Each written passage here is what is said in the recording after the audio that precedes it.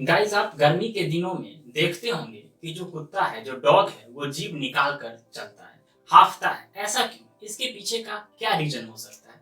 Guys, गर्मी के दिनों में कुत्ता यानी जो डॉग है, वो जीभ निकाल कर हांफता है। इसके पीछे का रीजन यह है कि जब वो जीभ निकाल कर हांफता है, तो जीभ पे क्या होता है? वेपोराइजेशन होता है, यानी वाष्पीकरण की क्रिया होता है, जिसके कारण कुत्ता को ठंडा का अनुभव होता है। ऐसा वो इसीलिए करते हैं। इसके पीछे का रीजन यही है। तो मिलते हैं फिर अगले वीडियो में। अभी के लिए इतना ही। Bye bye, take care.